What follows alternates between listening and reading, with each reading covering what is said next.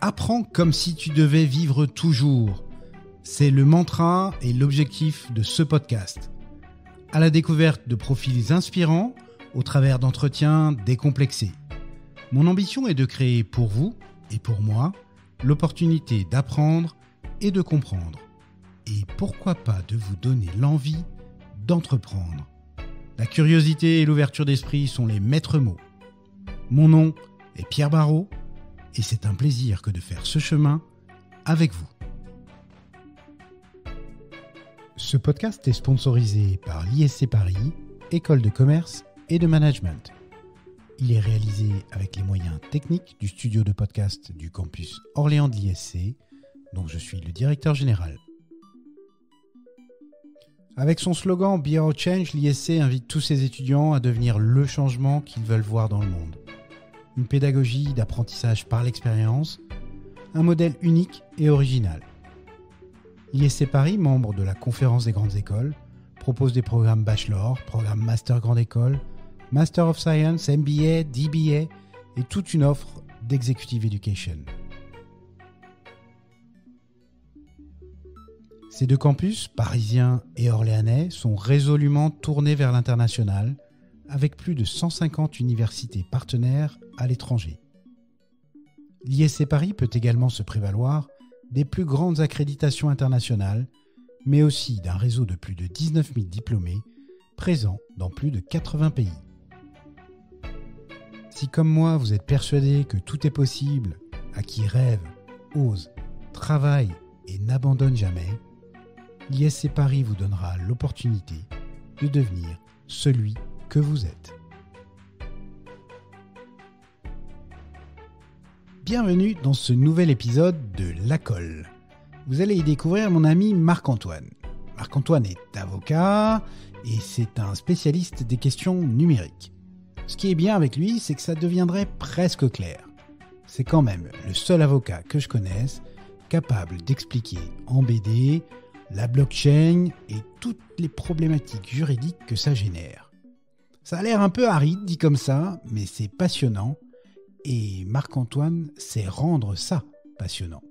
C'est donc un épisode riche d'informations et de savoir que je vous propose. Les conditions d'enregistrement n'étaient pas optimales pour Marc-Antoine, mais il y a là tellement de valeur que ça vaut vraiment le coup de tendre l'oreille. Alors bonne écoute. Il était une fois Marc-Antoine le Dieu.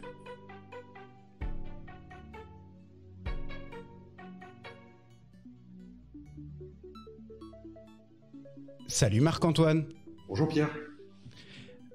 Aujourd'hui, dans La Colle, on reçoit celui qui défie les stéréotypes, qui a une réelle envie de transmettre, qui touille son café, qui a une capacité rhétorique incroyable, le cœur sur la main, une double compétence technique et de haut niveau, sans parler de son humour. Je viens juste de citer là une référence de ton profil LinkedIn. Alors, je ne sais pas ce que tu lui as fait à celui-là, mais il t'aime. Ça, c'est une certitude. Alors, Maître Marc-Antoine Le Dieu, c'est un honneur et un plaisir que de te recevoir sur La Colle. Est-ce que tu veux bien, en quelques mots, te présenter ? Oui, alors, soyons d'accord, Pierre. Le problème, c'est quand on s'appelle le Dieu, rajouter maître devant, c'est une sorte de pléonasme. Donc, je propose qu'on reste à Marc-Antoine. On va y gagner du temps. D'accord. Donc, Marc-Antoine Le Dieu, je suis avocat au barreau de Paris depuis 1993. Oui. Avant, j'ai fait des études de droit assez classiques. J'ai fait un service militaire dans les chars en Allemagne, en 1991. Ensuite, je suis parti vivre aux États-Unis pendant un an à Los Angeles, ce qui m'a permis de vivre les grandes émeutes de 1992. Ah oui. Los Angeles en feu et le grand tremblement de terre, le 7.2, je crois, du mois de juin. Qu'est-ce qui t'avait décidé à partir aux États-Unis ? Parler l'anglais. J'ai des origines du côté de mon père et de ma grand-mère, j'avais des origines anglaises, personne m'avait jamais parlé l'anglais et je m'étais dit que dans ce monde, c'était pas possible de partir avec juste un bagage scolaire basique, My Taylor is Rich et compagnie. Ouais. Et donc je me suis dit pour le parler, fallait y aller. Et je suis parti donc à Los Angeles où j'ai étudier, travailler, voyager. Je fais beaucoup de kilomètres aussi, parce que j'ai enfin réussi à acheter ma première moto à l'époque. J'étais un motard invétéré, et quand je suis revenu, je parlais l'anglais. Je parlais très bien l'anglais. Je commençais à rêver en anglais. Et ensuite, je suis revenu. C'est bon signe en général, ça. Ouais, c'est pas mal.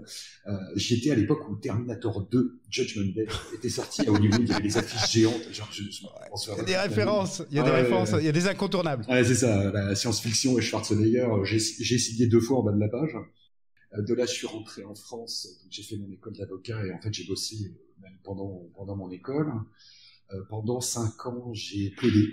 Juste un petit aparté. Ouais. Ceci explique ton voyage aux États-Unis. Ceci explique que nos chemins se soient croisés, parce que pour la petite histoire et pour ceux qui nous écoutent, effectivement, nous avons travaillé ensemble quand je bossais pour une boîte américaine, et Marc-Antoine a été notre avocat conseil sur les contrats de logiciels. Voilà. C'est ça. Et justement, après 5 ans où j'ai plaidé dans tous les tribunaux de commerce, tribunaux de grande instance, un peu de correctionnel, les cours d'appel, là, j'ai abandonné. De la correctionnelle, t'as fait de la correctionnelle? Ouais, j'ai fait un peu de correctionnel, j'ai fait des permanences de garde à vue où j'ai un type qui était là, qui était suspecté pour 16 viols, qui a essayé de m'étrangler pendant la garde à vue, au sens propre du terme. Oh là là. Petite interruption de l'enregistrement, effectivement, parce que Marc-Antoine était dans un open space et ça faisait un peu de bruit. Et on a réussi à l'isoler pour essayer de capter moins la machine à café. Alors Marc-Antoine, on parlait de ton expérience en correctionnel où tu t'es fait étrangler, on peut le dire comme ça. J'ai essayé de m'étrangler, j'ai eu vraiment une des peurs de ma vie. Je me suis reculé, et le prévenu, qui entre-temps était condamné il avait pris 22 ans, donc il avait pris 22 ans, entre-temps il est ressorti, il avait re-récidivé, mais ce type a essayé de m'étrangler, je sais pas, c'était un animal, il y avait des pulsions, c'est un souvenir qui est assez marquant quand même. Ah puis oui, ça marque une carrière d'avocat, je te confirme. Ouais, et c'est d'ailleurs à cause de ça, en partie, que j'ai arrêté de plaider, de faire du pénal. J'ai vu que j'étais pas fait pour ça. Voilà, j'étais pas performant, il y avait une forme de pression à laquelle je résistais pas, et puis ce type était des récidivistes, violeurs en série. Je ne pouvais pas défendre ce mec-là dans mon âme et conscience, donc si je suis pas bon, j'arrête en général. Et puis tu as prêté serment en 1993, si je me trompe pas. C'est à peu près l'année de la mise en œuvre du protocole HTTP. C'est ça. Mais à l'époque, j'étais bien innocent, et en fait, je suis venu donc à partir de 98, je fais vraiment quasiment que du droit du logiciel. Ensuite, aller chercher dans les aspects techniques. Et effectivement, depuis 2014, je me suis réinventé dans mon métier, et là, j'ai compris que pour bien écrire mes contrats, il fallait que je maîtrise mieux l'aspect technique. Et là, j'ai travaillé beaucoup pour développer ma compréhension des réseaux, des normes techniques, le HTTP, le web. Je me suis intéressé beaucoup à la cryptographie, parce que maintenant, j'écris des clauses avec tout le droit de la cryptographie, qui est quand même assez difficile d'accès quand on ne comprend pas techniquement comment ça marche.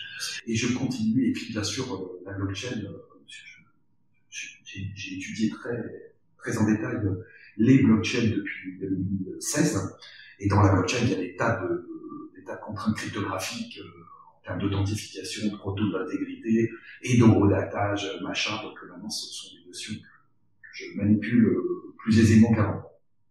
On essaiera un petit peu plus tard, là, dans la conversation, que tu nous expliques, que tu nous fasses cryptographie 101, blockchain 101, parce que tu maîtrises effectivement ces sujets, et tu as surtout une capacité à les expliquer et à les rendre simples qui fait toute ta valeur. Mais avant ça, on parlait en introduction de ton envie de transmettre. Effectivement, tu es aussi chargé d'enseignement à Assas, si je ne me trompe pas. C'est ça, j'ai viens de fêter ma 20e année. Je suis le plus ancien chargé d'enseignement dans un Master 2 de droit du numérique, qui s'appelle maintenant droit du numérique. Et j'enseigne le droit des contrats numériques. Et surtout, aujourd'hui, je commence par enseigner les techniques, parce que nos jeunes étudiants qui ont 20-25 ans ne sont pas tous au fait de la technique aujourd'hui du numérique. Moi, je fais beaucoup de B2B. Après, il y a le B2C qui suit, bien sûr, mais mais en B2B, si on ne comprend pas comment marche la crypto, le software as a service, là, j'ai terminé un contrat de infrastructure as a service, voilà, si on ne sait pas comment ça marche, on ne sait pas l'écrire dans les contrats. Donc, je fais ces cours, et puis j'ai fini par basculer, comme j'ai vu que c'était assez aride, et que ça faisait appel à beaucoup de notions techniques. J'ai une grande passion qui est la bande dessinée, et à partir de 2015, j'ai eu l'accord du numéro 2 français, qui est le groupe Delcourt Soleil. Ils m'ont ouvert leur catalogue de BD gratuitement. Après un an et demi de négociation, sympa. Quand même, très sympa. Et maintenant, j'ai le droit, donc je leur demande l'autorisation, je bâtis des présentations en bande dessinée, j'ai le droit de détourner les phylactères, donc les bulles, ça s'appelle les phylactères en termes de bande dessinée, et je fais dire à des personnages, oh, l'article L122.12 du Code de la propriété intellectuelle dit tout ça. Et donc je détourne en fait des histoires, je prends une bande dessinée pour faire une présentation sur un sujet, et je les mets en ligne gratuitement sur le blog, mon blog perso au début, donc le Dieu Avocat, où j'ai 300 présentations, 250 présentations librement accessibles, et j'ai continué sur le blog de mon cabinet actuel, dont je suis associé, là c'est constellationavocat.fr, et là des présentations sur des sujets d'actualité, techniques, juridiques, droit des contrats, droit du numérique, sont accessibles en ligne gratuitement en fonction de ce qu'on me demande, des thèmes. Voilà, je prépare une présentation sur Zero Trust avec un professionnel qui fait de la sécurité des systèmes d'information. J'ai beaucoup communiqué sur la blockchain. Là, j'ai un cycle sur le software as a service qui va ressortir. Je suis l'actualité de la CNIL, bien sûr, sur la pseudonymisation, l'anonymisation des données, l'intelligence artificielle, comment ça marche, technique, juridique. Voilà. Et je diffuse, je mets en ligne gratuitement, et quand je fais une formation payante, je rémunère à ce moment-là l'éditeur. On a un accord assez simple. Ah oui, je comprends. Donc tout le monde s'y retrouve, et je fais plus que des conférences, des cours et des formations avec mes supports en bande dessinée. Je ne fais plus que ça.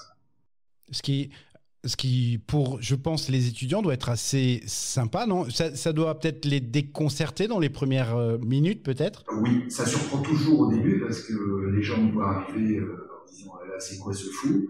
Et puis quand ils comprennent la manière... oui, bon, j'ai beau m'appeler le Dieu, je passe toujours pour un illuminé, ça c'est j'ai l'habitude. Mais le support BD a un gros intérêt, c'est que d'abord, moi je raconte des histoires.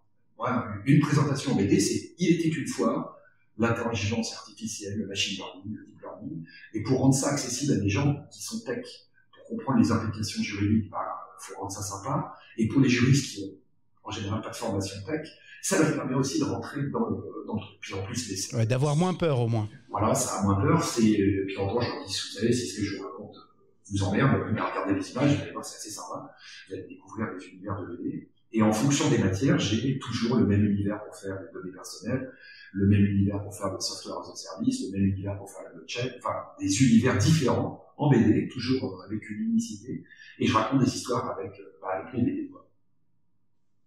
Donc, ta spécialité, c'est numérique, data, contrat. C'est ça. Et typiquement, c'est ce que tu enseignes aussi ou ce que tu partages à Polytechnique ? C'est ça. Alors, je fais ça à Polytechnique. Aussi, je fais des conférences, formations, ça dépend de ce qu'on me demande. Et je le fais toujours entièrement en bande dessinée. D'accord. Donc une vraie envie de transmettre, et on en parlait juste avant, c'est aussi une envie constante d'apprendre, parce que en ce moment tu es à l'école de guerre économique. C'est ça. Après 20 ans d'enseignement studieux et acharné, j'ai décidé de franchir le pas. D'abord, alors là c'est en avant-première pour les auditeurs de ton podcast, je vais publier à partir de la chaîne YouTube, ça a été un grand façonnement chez moi, je vais publier une série de films de 30 minutes, il y en a 6 qui sont déjà tout enregistrés, avec un générique, de la musique, machin, et le thème c'est information, message, support, signal, données et secret. Et avec ça, donc c'est tout découpé avec un plan, c'est assez structuré. Oui. Et j'explique, donc ce sera diffusé pareil gratuitement à partir du site web de mon cabinet, via la chaîne YouTube machin. Et je vais essayer de donner un peu de perspective pour comprendre ce que c'est qu'une information, ce que c'est qu'un message, ce que c'est qu'un signal. Le signal, c'est le côté électromagnétique, c'est le message dématérialisé, sans support, qui va être transmis sur les ondes. C'est réglementé, et j'essaie de donner un peu de perspective historique. un peu de perspective business parfois, pas mal de juridique et surtout de la technique pour essayer de faire matcher le droit d'aujourd'hui, par exemple le droit des communications électroniques, qui est un truc assez barbare, utilise cette notion de signal. Donc pour comprendre ce qu'il y a dans les textes de l'Union européenne, parce que je fais beaucoup de droit européen aujourd'hui dans mes contrats. Oui.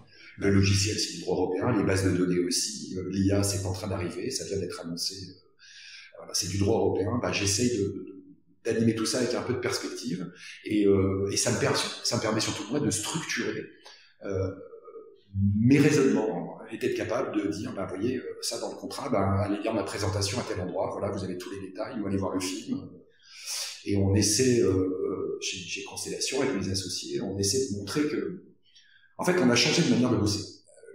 La manière traditionnelle. Ouais, j'allais te poser la question parce que de manière générale, tu as un vrai esprit entrepreneur, tu as accompagné énormément d'entrepreneurs et en créant Constellation, enfin je sais pas si tu en es un des fondateurs voilà, donc en créant Constellation, vous avez imaginé un modèle différent.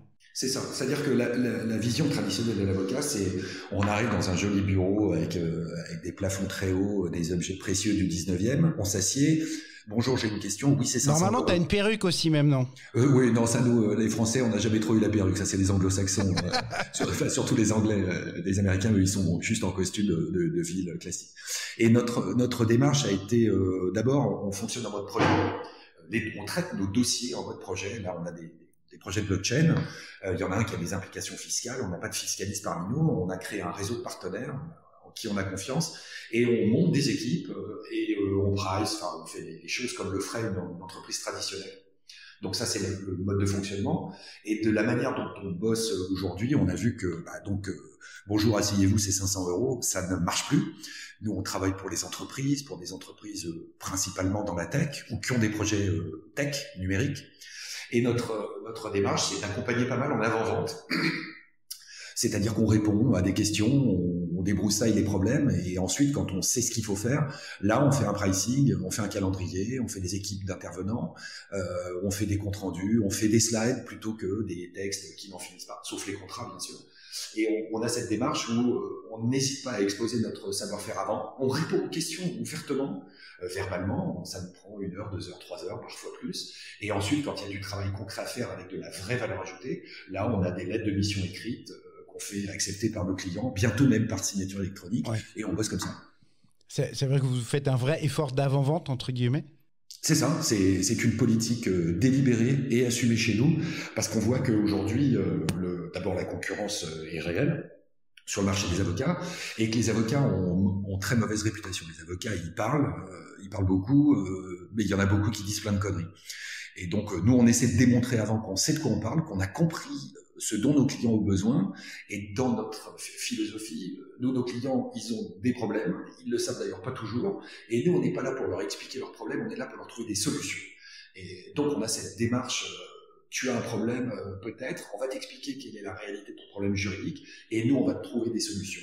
Et on va essayer de te les monter, et on va travailler ensuite en termes d'analyse de risque, puisque aujourd'hui, respecter une législation comme on l'a en France ou dans l'Union européenne, c'est un truc qui est très problématique, ça change beaucoup, c'est extrêmement dense, il y a beaucoup de textes, donc on essaie de mettre nos clients face à une réalité et on les laisse arbitrer ensuite, quand ils sont entrepreneurs, arbitrer entre la pureté juridique, entre guillemets, et le business derrière, pour que leur business tourne. Voilà.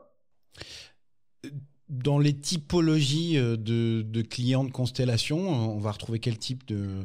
Alors pour le coup, c'est uniquement du B2B, vous faites uniquement du B2B? Alors non, alors en fait on fait ce qu'on appelle dans notre jargon d'avocat, on fait du full service pour les entreprises. J'ai un associé qui va faire du pacte d'actionnaires, des BSPCE, des BSA, toutes les rémunérations des salariés. Ça j'y comprends rien. On a une associée qui fait toute la partie droit public et droit d'auteur traditionnel. J'ai un autre associé qui va faire toute la partie droit social, et lui il plaide un peu côté employeur ou côté salarié. Et enfin j'ai un 4e associé qui lui a des compétences très particulières parce qu'il a bossé plus de 15 ans chez Apple, legal, et lui il a une approche très business de la distribution logicielle, le go-to-market, Revenue recognition. Ouais, c'est ça. Et moi, j'ai la partie je dirais, technique dans les soutes, dès que c'est du très barbare, du YAS, voilà, des trucs comme ça. C'est sur moi que ça tombe. C'est moi qui ai formé mes associés et nos collaborateurs à la blockchain. Qu'est-ce que c'est, comment ça marche, avec mes BD d'ailleurs, hein, puisque j'ai toutes mes slides qui sont dispo. Et voilà comment on se répartit des choses.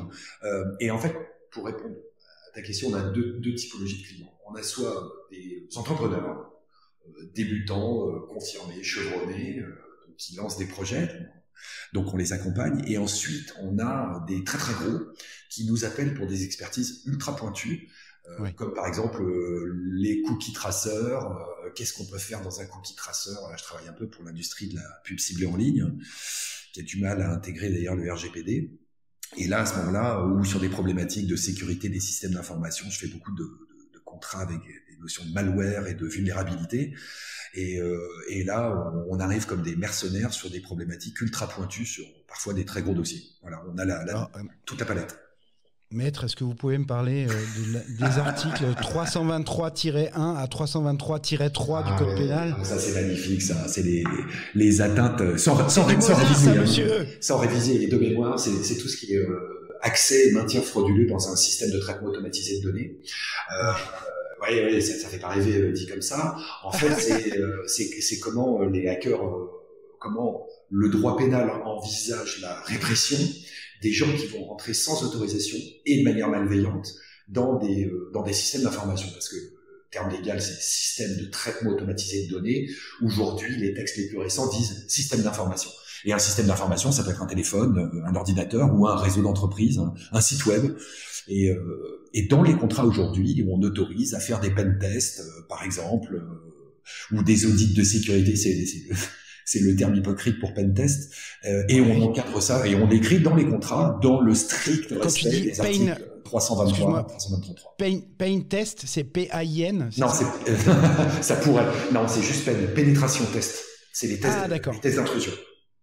Ok, je comprends. Et moi, j'ai des clients aujourd'hui dont c'est l'activité principale, qui est de faire des audits de sécurité, du test d'intrusion.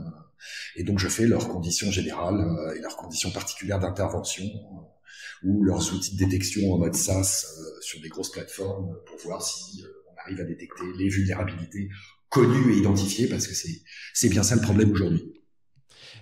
Quand on t'interroge, quand un client vient à toi, il arrive après une attaque ou il est en anticipation? Alors là, aujourd'hui, l'anticipation, c'est zéro, sauf pour les banques. Je vois ça depuis un an. Je parle des banques, hein, les grosses banques ont une grosse informatique.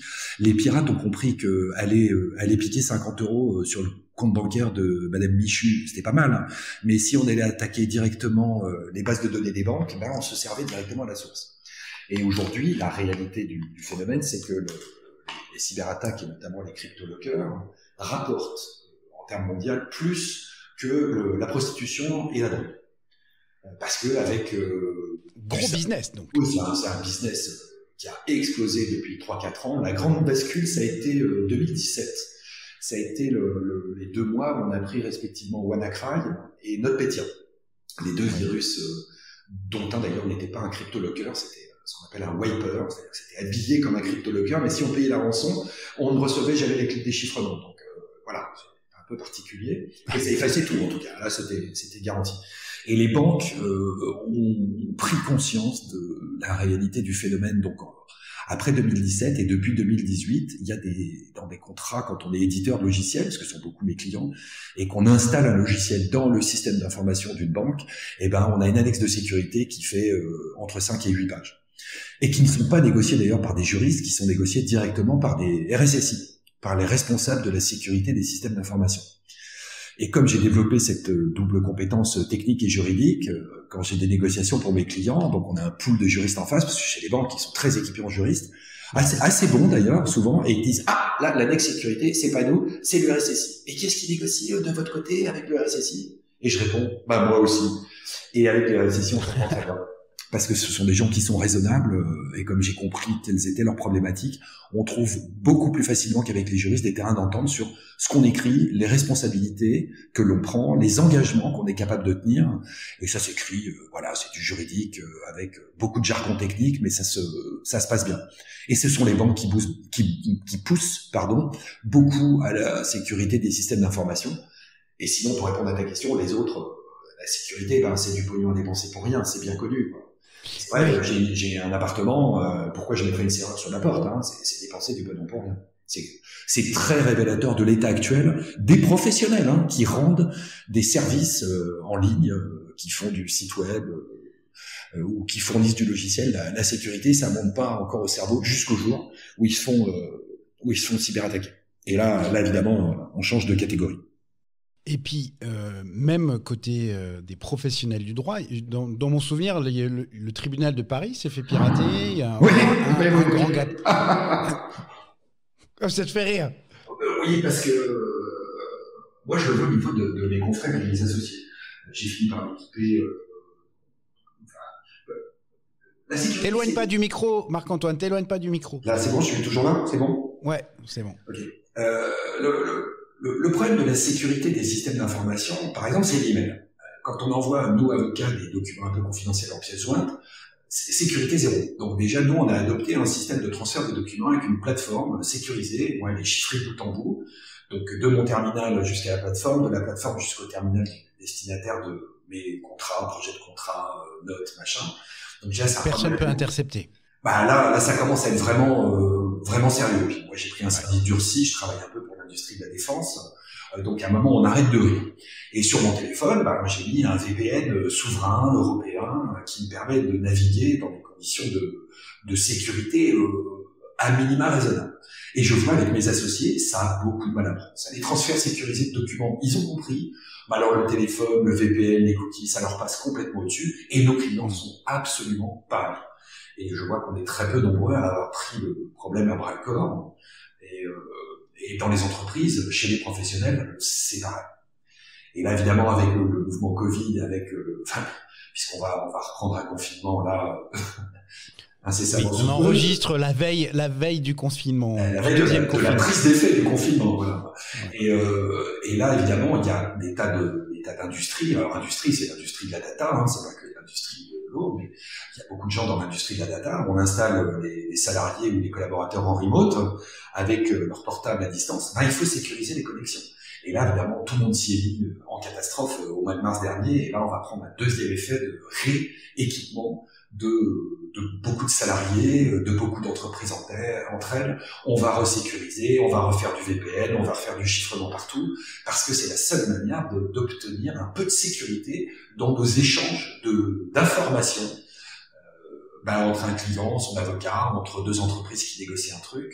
C'est devenu une problématique qui va aller croissant. En préparant, j'ai vu que tu pouvais être mis en examen pour avoir caché un piratage. C'est bien le cas ? Oui, à partir alors, on a des textes aujourd'hui qui sont d'origine européenne ou française. Une législation, on est très en pointe pour les Français sur la sécurité des systèmes d'information. On a des obligations de déclaration au profit soit de la CNIL, donc Commission nationale de l'informatique et liberté, soit au profit de l'ARS, l'autorité régionale de santé en matière de santé, soit au profit de l'ANSSI, qui est l'autorité nationale pour la sécurité des systèmes d'information. Bref. Et ne pas le faire expose à des sanctions pénales, absolument, qui sont parfois assez élevées, et qui peuvent être des sanctions pénales personnelles pour le dirigeant. Ça, c'est toute la loi de programmation militaire, et ça va jusqu'à 150 000 €. Oui, c'est bon à savoir que ça peut être personnel pour le dirigeant. Et de manière générale, de toute façon, donc, maintenant on est post-mise en place de RGPD ou GDPR, si on se place au niveau européen.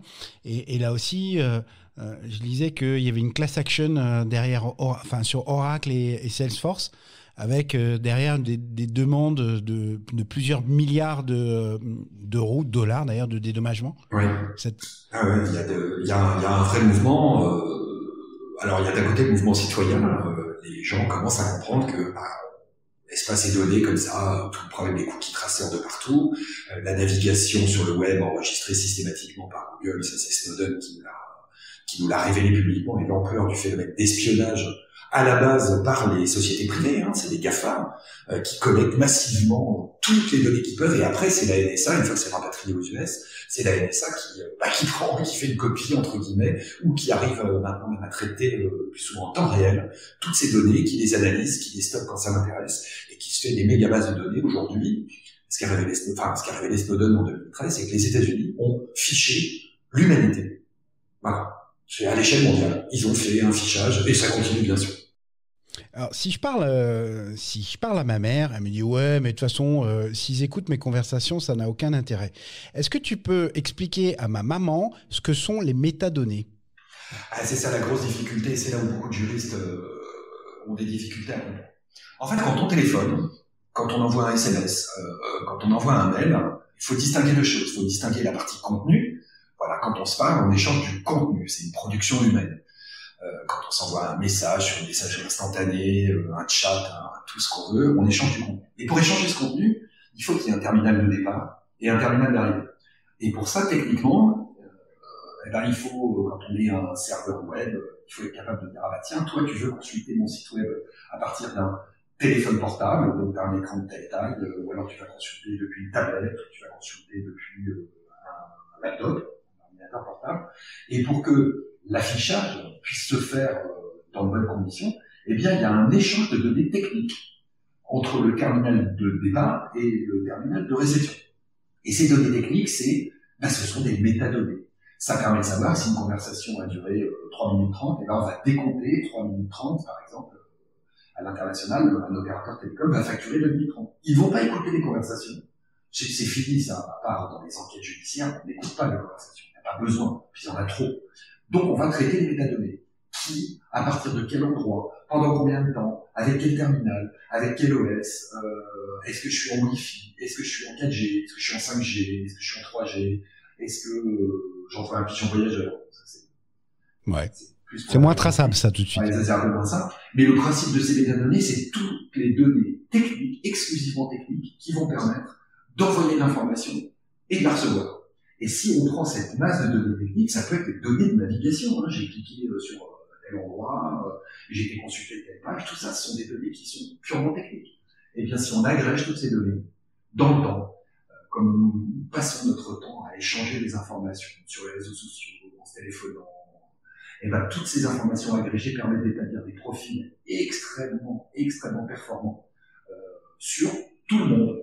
Et je re-regardais hier soir ce documentaire sur Netflix qui est assez remarquable, qui s'appelle The Great Hack, le grand hack, qui est l'explication en fait du scandale Cambridge Analytica, et comment, en prenant massivement des données de users, notamment Facebook, et bien à partir de, je sais plus, 300 000 ou 400 000 personnes en Angleterre, en agrégeant les données, les métadonnées de tous leurs contacts, eh bien Cambridge Analytica a permis d'abord d'influencer toute la campagne du Brexit. C'est comme ça que le Brexit a été adopté. Donc, on quitte l'Union européenne. Ils se sont fait, en fait, Cambridge Analytica s'est fait la main sur la campagne du Brexit, et ensuite ils ont dupliqué massivement pour l'élection de Trump.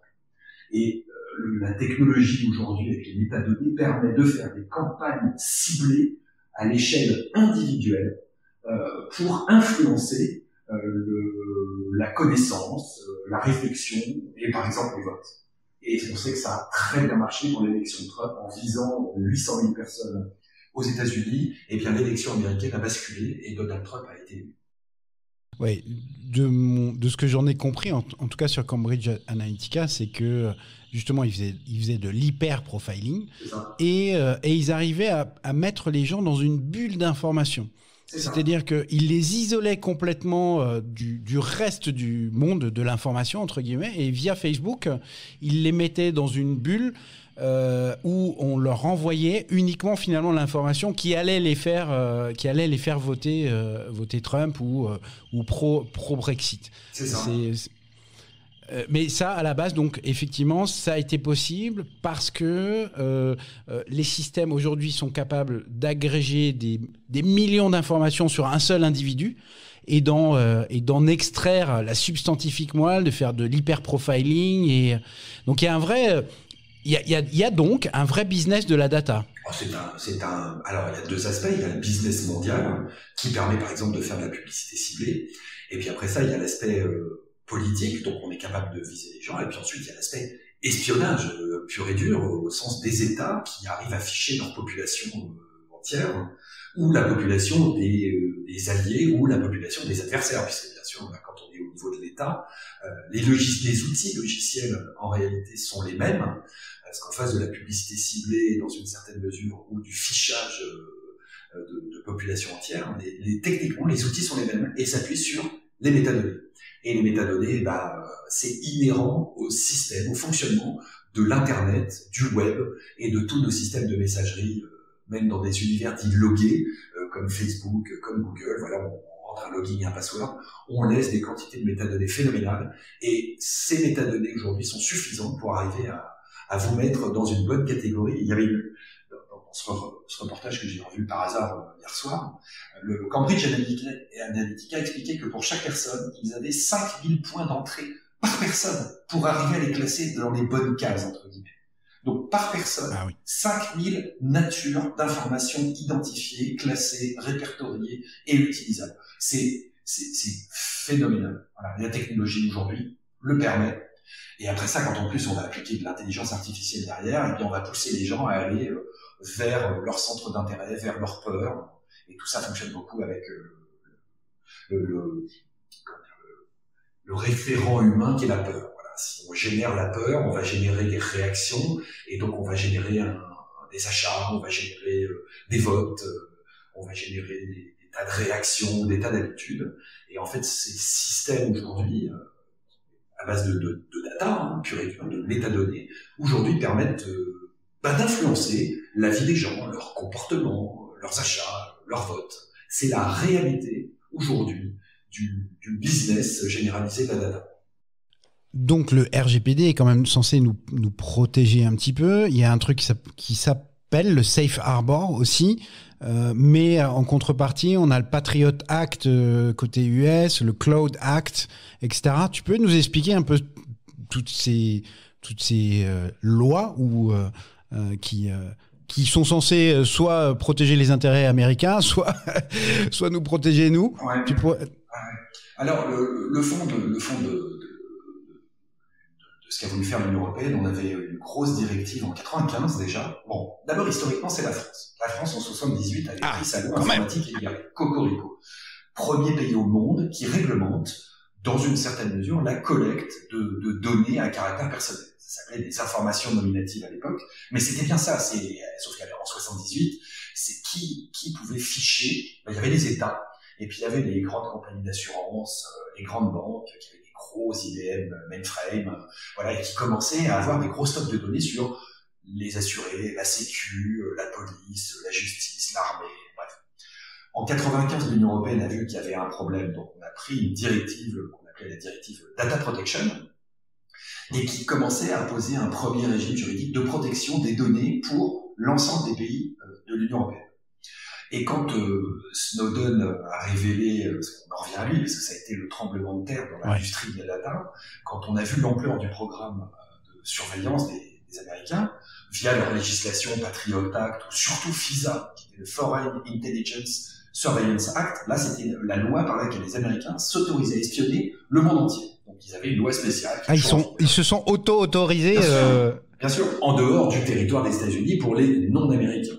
Donc c'était magnifique. Et dans ce cadre-là, quand nous les Européens, on avait des datas, par exemple Facebook, Google, ça partait aux États-Unis par l'accord, grâce à un accord qui s'appelait le Safe Harbor, qui était un accord conclu entre l'Europe et les US, et légalement, les GAFA exportaient donc depuis l'Europe leurs data vers les US. Et une fois que les data arrivaient dans les data centers aux US, eh bien les organes de force, comme diraient les Russes, les agences de renseignement américaines disaient « Ah, notre législation, c'est de la donnée des Européens, on applique le FISA, on veut accès à la totale. » Et donc, de manière parfaitement légale, en vertu de l'accord dit Safe Harbor entre l'Union européenne et les US, eh ben, ça partait aux US, et les US, après, l'oncle Sam disait, moi, je tape dans le stock de données, je conserve, je traite, j'analyse, je gère et je décide de ce que j'en fais.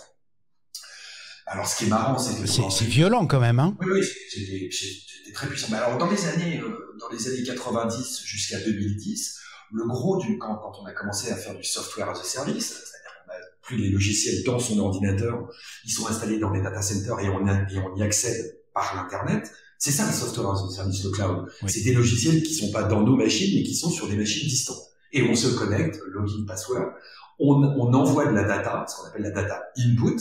Okay, j'écris mon texte sur mon Office 365, donc la saisie de mes petits doigts sur les touches de mon ordi, hop, ça part via un réseau de communication électronique sur un data center, et le data center renvoie la lettre, entre guillemets, en temps réel, qu'on n'a plus qu'à imprimer en PDF, en papier, voilà, c'est data input et data output.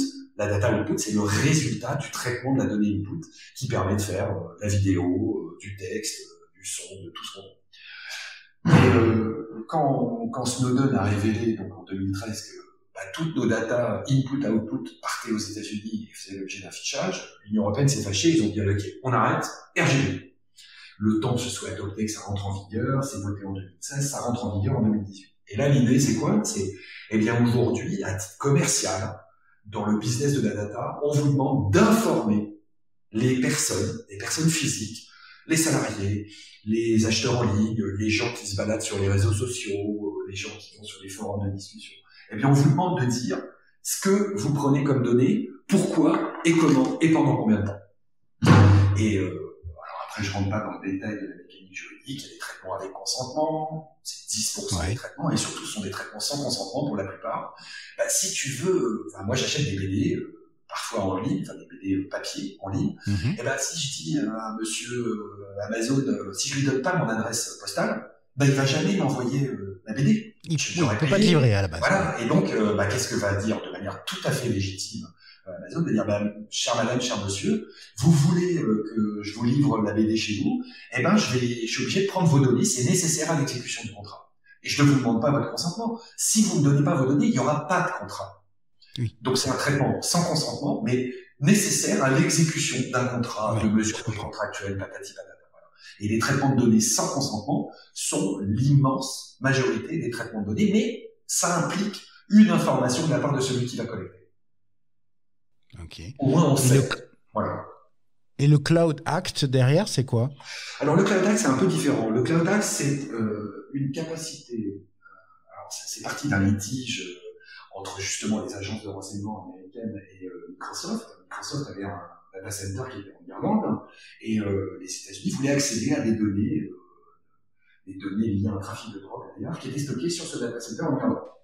D'accord. Donc les autorités police, judiciaires, machin arrivent et disent à Microsoft, donnez-nous les datas qui sont dans le data center en Irlande. Et Microsoft répondait, je suis désolé, c'est en Irlande, si la loi européenne qui s'applique, je ne peux pas. Donc les Américains n'arrivaient pas par leur processus judiciaire habituel à obtenir ces datas. Donc qu'est-ce qu'ils ont fait? Ils ont pris une loi et ils ont dit voilà, dans le cadre judiciaire, c'est des cours qui disent oui à tout, on les appelle ouvrez les guillemets, yes court. C'est des cours qui disent oui. Donc les Américains, pour des motifs quand même judiciaires, machin, disent toi, t'es américain ou t'as du capital américain, c'est toute la notion d'impérialisme économique américain, que ce soit aux États-Unis ou ailleurs dans le monde, parce que tu as un rattachement avec les US, je t'oblige à me donner ces informations, et on va cibler une personne de manière très particulière. Alors on en a fait tout un flanc de cette histoire. En réalité, c'est très peu important en volume, et c'est normalement lié à des enquêtes judiciaires. On en fait tout un pataquès, c'est pas vrai. Mais c'est vrai qu'aujourd'hui, si les États-Unis veulent obtenir des datas qui sont stockées sur un data center en Europe, par exemple, ils ont les moyens légaux d'obliger le prestataire ou celui qui va récupérer ces données, qui a un lien de rattachement aux US, ils vont l'obliger, sous peine de sanctions pénales ou de sanctions pécuniaires, à rapatrier ces données au profit des US. Et l'Europe est en train de réfléchir pour faire la même chose, puisqu'on dit qu'il n'y a pas de raison que les Américains nous, les Européens, on le fait, et il y a un projet de règlement qui tarde un peu, qui s'appelle e-evidence, la preuve électronique. Un peu curieux. Et c'est en cours de discussion, c'est toujours très lent parce que c'est l'Union européenne, qu'on est 27 et que c'est compliqué, parce qu'il faut des processus d'adoption qui sont longs, mais on va avoir, nous les Européens, la même chose. Après, c'est pas étonnant parce que les Américains ont un principe d'extraterritorialité de leurs droits. C'est ça. Et nous, les Européens, avec le RGPD, on est en train de faire la même chose. Puisque aujourd'hui, c'est un truc qui est très intéressant dans le RGPD, sans rentrer dans les détails, mais globalement, ça marche comment? Si tu es une entreprise située sur le territoire de l'Union européenne, tu appliques le RGPD. Si tu es une entreprise située sur le territoire de l'Union européenne qui va traiter des données d'Asiatiques, d'Africains ou de Sud-Américains, parce que tu es sur le territoire de l'Europe, tu vas appliquer le RGPD, donc au profit de gens qui, eux, n'ont pas cette législation chez eux. Okay. Mais si tu es américain et que tu prends des datas de gens qui sont sur le territoire de l'Union européenne, donc ça peut être des Américains, des citoyens américains sur le territoire de l'UE, eh bien je t'oblige aussi à respecter le RGPD parce que les datas viennent de l'Union européenne. Donc en fait, nous les Européens, on a fini par comprendre, on applique ce principe d'extraterritorialité aussi en forçant, après ça marche pas, on se fait des procès, on se fait des amendes, ça se discute, c'est pas parfait, mais dans la philosophie, l'Europe a compris que la data, c'était soit la data des Européens, soit la data traitée par des Européens. Et on va appliquer le RGPD pour tout le monde. Aujourd'hui, vu de ta fenêtre, on va dire, et je pense que c'est ça parce que tu es en train de fumer à la fenêtre, je l'entends. Ouais. Donc, vu de ta fenêtre, c'est quoi l'état des entreprises françaises sur ces questions-là? Parce que on l'a tous subi les référents RGPD, les dizaines d'emails de toutes les boîtes sur attention à vos données, etc. Il y a une vraie culture aussi. Enfin, je sais pas. En tout cas, de mon côté, j'ai vu apparaître une vraie culture autour de ça. C'est-à-dire que maintenant, la question au moins est posée, même si des fois elle est parfois balayée d'un revers de manche. Mais donc vu de ta fenêtre, c'est quoi l'état aujourd'hui des entreprises françaises sur ces questions? Alors c'est très intéressant parce que quand je m'intéresse à ces questions de data, moi j'ai suivi le vote du RGPD, donc on est en 2016. Donc j'ai commencé à prévenir tout le monde, attention, on a un truc un peu ça va arriver. Quoi. Là, ça y est, c'est voté, ça rentre en vigueur le 25 mai 2018. Alors en 2016, réaction de mes clients. Aucune réaction, rien. 2017, non mais c'était extraordinaire. 2017, comme j'ai commencé à communiquer beaucoup sur le sujet, en BD, sur mon blog, là, on a commencé à me demander des formations. Alors, en 2017, j'avais des gens, soit totalement incultes, soit déjà des pros, des gens qui faisaient du marketing en ligne, machin, qui sont venus se former. Et puis en fait, les budgets pour les entreprises ont commencé à être débloqués en 2018. Mais en 2018, ça rentrait en vigueur le 25 mai. Et alors là, la semaine précédente, 25 mai, à un moment, j'ai arrêté de répondre au téléphone parce que c'était la folie. C'était juste n'importe quoi. C'était, oh là là, vite, donnez-nous les mentions obligatoires. On gérera le problème après, mais donnez-nous les mentions obligatoires. Et alors là, oui, puis c'est juste un copier-coller à faire, hein, oui, on est d'accord. Bien sûr, c'est bien connu. Et là, ça a été ce qu'on appelle dans notre jargon la fête du site. Ah, vraiment, oui, c'est un jargon technique. Ouais, c'est ça. C'est difficilement compréhensible, c'est bien connu. Et là, ça a été la course à l'échalote ou n'importe quoi. Et maintenant que, voilà, ça fait 25 mai 2018, ça fait 2 ans et demi que le truc est rentré en vigueur. Il y a quelques condamnations qui sont tombées. Le texte a commencé à être bien digéré par les entreprises. Et maintenant, ce qui est étonnant, c'est que notamment les grandes entreprises, eux, ils se sont structurés avec des grilles de compliance. Et donc, quand ils contractent avec des entreprises de taille plus modestes pour des services un peu performants, un peu innovants, ils ont ces grilles RGPD. Et on ne passe pas le cap de, on répond pas à la grille, eh ben, on n'a pas le marché, on signe pas le contrat et on fait pas le business. Et donc tout le monde s'y est mis. Et là maintenant, ça commence à vraiment rentrer dans les mœurs. Donc moi, j'ai géré tout l'aspect contractuel entre le responsable du traitement et le sous-traitant, parce que les clients sont facilement des sous-traitants de données à caractère personnel. Et ça, les mécanismes, ça commence à comprendre. De temps en temps, on tombe sur 2-3 ayatollahs ou 2-3 illuminés qui vont freiner le business parce qu'ils n'ont pas encore vraiment compris comment ça marchait. Mais globalement, ça y est, c'est rentré dans les mœurs. Les gens ont compris. Et moi, j'ai même dans les NDA que je fais pour mes clients, il y a une partie RGPD, parce que dans un NDA, qu'est-ce qu'on fait? On prend les données... NDA, Non-Disclosure Agreement. Oui, pardon, les accords de confidentialité. Dans un accord de confidentialité, c'est quoi? Je vais prendre ton nom, ton prénom, ton numéro de téléphone et ton adresse mail que j'ai enregistré dans mon carnet d'adresse. C'est des données de contact. Et ça, il faut juste le dire. Et ça, en termes de RGPD, ça tient en une page, c'est cool. Quand ensuite on fait du traitement de données pour faire des moteurs de recommandation en ligne sur des sites web, là l'annexe elle fait déjà 20 pages, hein, parce que là on va rentrer dans des détails un peu sévères. Mais ça y est, c'est rentré dans les mœurs, et puis on commence à avoir Data Protection Officer, des DPO. Ah oui, en français, c'est des délégués à la protection des données, DPD. D'accord. Je trouve l'acronyme... C'est moins élégant. Ouais, l'acronyme n'est pas terrible, mais enfin bon, données personnelles, c'est DP, non, c'est pas terrible non plus. Voilà, donc moi je préfère les acronymes anglais.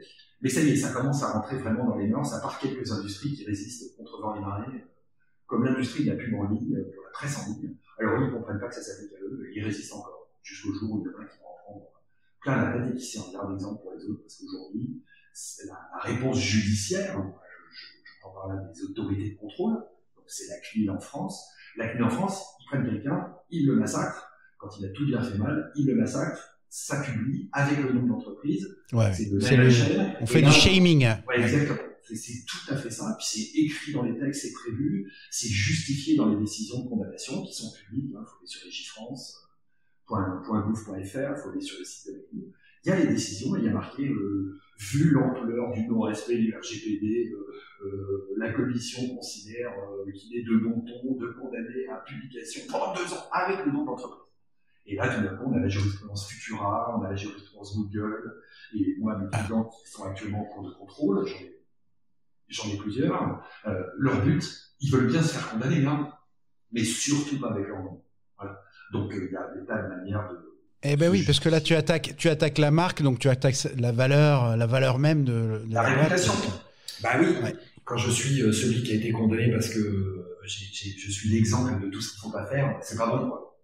C'est pas bon pour le business. Ça fait tâche dans le décor. Ouais, c'est ça, ça fait un peu tâche dans le décor, c'est ça. Tu comprends les réactions qu'il y a eu autour de l'application Stop Covid, justement, sur oh là là, mes données personnelles, etc., etc. Alors, ce qui est assez marrant, c'est qu'en fait, aujourd'hui, il y a 2 types de population. Il y a les gens qui s'en foutent complètement. Voilà, comme tes parents, ben moi, on peut m'écouter, c'est pas grave, ça me dérange pas. La réaction traditionnelle, j'ai rien à cacher. Donc je m'en fous, donc je laisse faire, qui est quand même un sentiment qui est extrêmement répandu, puisque comme tout ça c'est complètement immatériel, on visualise pas des données personnelles dans un data center situé en Allemagne ou en Géorgie ou au Daghestan, enfin, je dis n'importe quoi. Donc c'est... Au Daghestan. Oui, ok. C'est jamais. Ouais, on sait jamais. Donc c'est pas visuel, c'est pas matériel, donc les gens ne sont pas sensibles. Donc ça c'est une première catégorie de population. Puis ça c'est au niveau mondial. Et puis de l'autre côté, il y a les gens qui ont compris, qui savent, et quand ils sont un peu militants, alors là c'est l'excès inverse. Et l'application Stop Covid, c'est tout à fait ça. D'un côté, on va avoir un but de santé publique, et on sait que c'est important de le faire.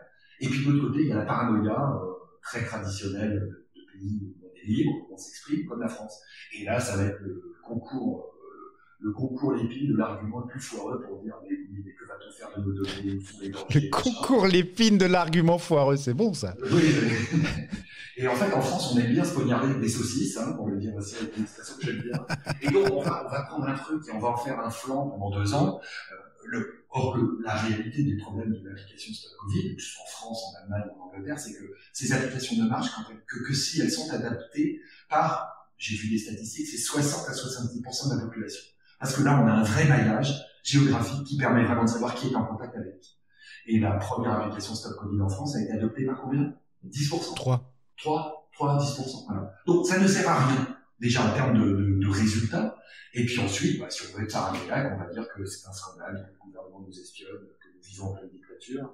Et quand j'entends le mot « la France est une vaste dictature », j'ai envie de dire allez vivre un peu en Russie, vous allez voir ce que c'est que une dictature, ou allez en Chine, vous verrez. Ouais, Chine avec le scoring des citoyens. Le crédit social chinois, c'est un truc. Mais Georges Orwell. Alors pour ceux qui connaissent pas, tu peux juste. Ouais, ça c'est phénoménal. Donc, et juste un peu d'historique. Georges Orwell, dans les années 49-50, Georges Orwell était un communiste militant, et puis un jour il a découvert que le système stalinien était en fait une dictature extrêmement féroce. Et il a écrit son 1984. Et 1984, c'était quoi? C'était une télé une télé avec un œil géant qui était au milieu des appartements et qui voyait tout et qui entendait tout. Donc c'était l'espionnage à la base sur une base individuelle. C'est le fameux Big Brother. C'est ça, c'est Big Brother.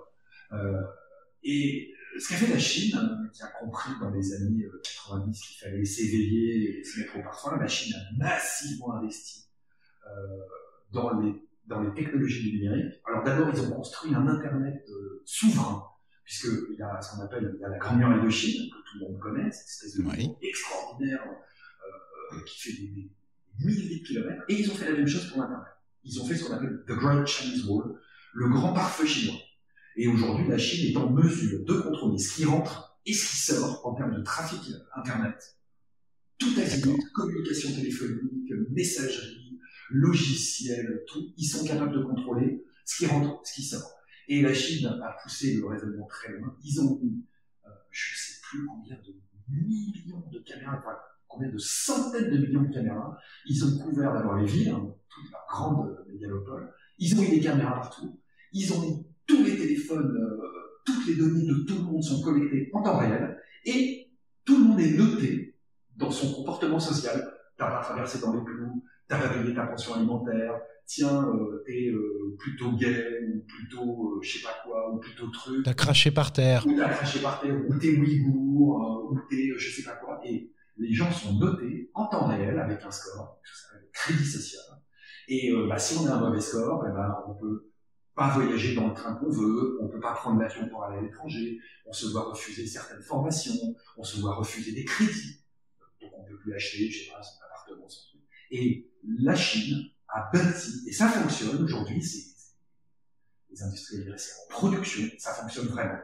Tout le pays est contrôlé par ce système généralisé d'espionnage pour tous les moyens de communication électronique, quels qu'ils soient, où que l'on soit, en Chine. Oui, et sans même être en format communication électronique, il y a tout ce qui est reconnaissance faciale, ce qui fait que même quand tu es dans la rue, effectivement, on te... Les caméras. Voilà. Alors, il y a une anecdote que j'ai lue il y a 2 ans qui était extrêmement intéressante. Un journaliste anglais, donc un blanc, je veux dire, un occidental blanc, en Chine, il était, je crois, à Shanghai. Il a fait un challenge avec la police de Shanghai. Il a dit, voilà, je vous envoie ma photo. Voilà, il était donc dans la ville. Je vous envoie ma photo, en combien de temps vous allez me retrouver? Et il se baladait dans les rues. 7 minutes. En 7 minutes, il y a une patrouille de police qui l'a identifié grâce à toute cette surveillance caméra. En 7 minutes, il a été arrêté, entre guillemets, c'est-à-dire qu'il a été identifié. À partir d'une photo transmise à un moment donné, bim, 7 minutes plus tard, on savait où il était arrêté. Voilà, c'est la performance du système. Alors, par certains côtés, ça fait très peur. Après, on a vu ça sur les attentats à Londres, par exemple, etc. Où très rapidement aussi, tu peux aller interpeller des terroristes, etc. Trouver ces traces-là. Alors, le côté scoring social, je comprends la logique de pousser à l'extrême. Comment le législateur peut trouver la bonne mesure? C'est très difficile. C'est très difficile parce que si on commence, on va prendre l'exemple de l'Angleterre. L'Angleterre est le pays d'Europe le plus équipé en caméras. L'Angleterre est également un des pays d'Europe avec le système de surveillance et d'écoute des métadonnées, enfin de collecte des métadonnées, qui est un des plus performants au monde avec les Américains et les Chinois. Donc les Anglais sont très à cheval là-dessus. Si on met des caméras partout et qu'on est capable de surveiller les gens, si c'est un but terroriste, ça va choquer personne. Mais d'abord, il faut savoir ce que c'est qu'un terroriste. Nous, les Européens, on va avoir une définition de ce que sont des terroristes. Il y a des gens qui vont faire des attentats chez nous. Là où la Chine, avec la même définition, va dire que les Ouïghours sont tous des terroristes. Donc, le glissement, il est extrêmement simple. Et quand on voit le cas de certains États européens, je pense à la Pologne, qui fait quand même un virage actuellement qui est assez limite en termes d'état de droit. Il y a la République tchèque.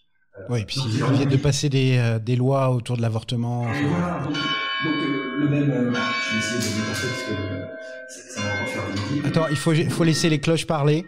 Parce qu'il est 10 heures. D'accord, laissons les cloches parler. Voilà. Je suis dans Paris, je suis juste à côté de Notre-Dame-des-Victoires, et ça sonne tous les quarts d'heure. Ça, c'est pour pas qu'on croie. Un super quartier. Ouais, c'est ça. C'est le Toxa au fond de la campagne, mais non, c'est en plein Paris. Je vous invite d'ailleurs à regarder déjà le site. J'en profite, je meuble le site de Constellation Avocat. Je mettrai le lien dans la description du podcast.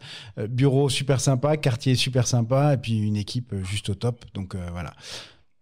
Et donc pour en venir à cette problématique de terrorisme et d'espionnage, enfin d'espionnage de terrorisme au sens judiciaire, on va essayer de prévenir, ça c'est les services de sécurité, de renseignement, on va essayer de détecter à l'avance, et puis ensuite il y a la réponse judiciaire, tous tout l'arsenal normal, mais on va essayer d'arrêter des auteurs des attentats, qu'ils soient au couteau ou des kalachnikovs. Et le glissement de l'un à l'autre, le problème, c'est que quand on a les données, on va les stocker. Et quand on va les stocker, qui va s'en servir derrière? Et le gros problème, alors là, pour parler de la France, c'est que tout le système de contrôle des autorités de renseignement est assuré par une autorité administrative. Donc c'est en fait l'État qui se contrôle lui-même.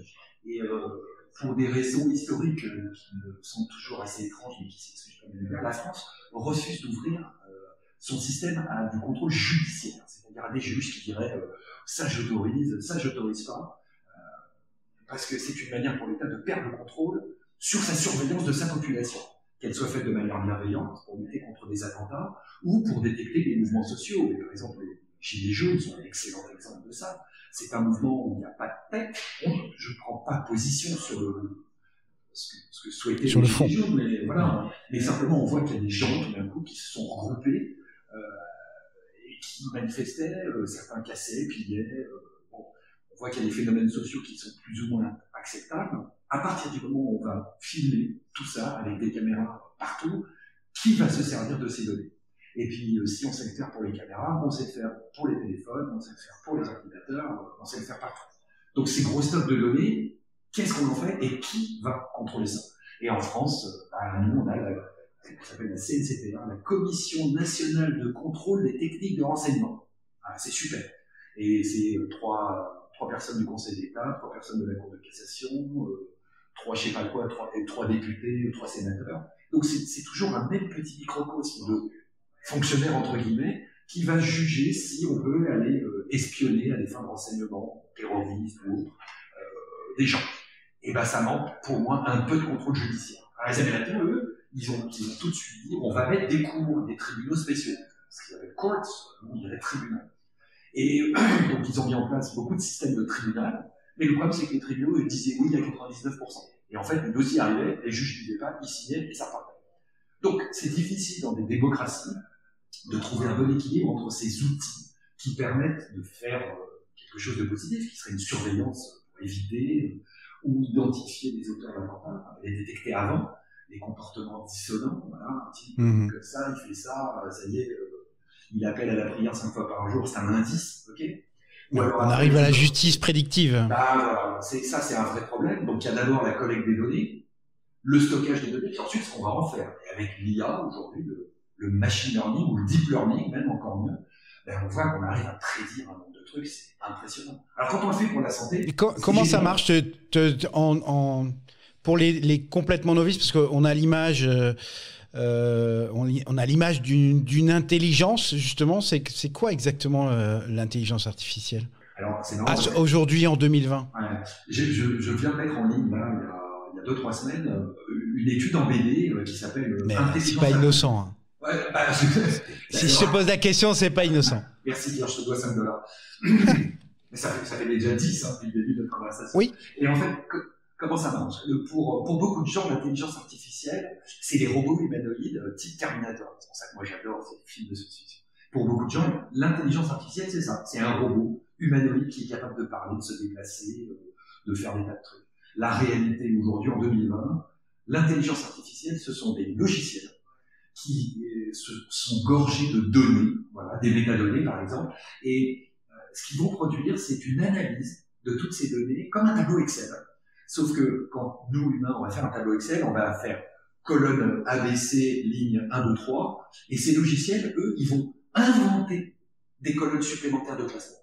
C'est ce qu'on appelle les patterns, les motifs de classification. Ils vont extrapoler des données. Exactement, et ils vont recalculer, ils vont dire, vous voyez, si on prend ça, ça et ça, on pourrait faire une nouvelle catégorie de classement, et on va voir qu'il y a 37% ou 12% ou 0,3% de personnes, de comportements qui permettent de faire ceci, cela. Et donc on va affiner de manière automatisée, c'est le logiciel qui va le faire, on va automatiser le ranking, le classement, la classification des gens qui vont fournir ces données. Et c'est extrêmement performant. C'est extrêmement performant. T'as des exemples qui te viennent en tête? Sur le deep learning, hein. Ouais. Oui, j'ai un client Euh, Sans trahir de secret professionnel. Sans nom, bien sûr, puisque je suis très attaché à mon secret professionnel, bien sûr.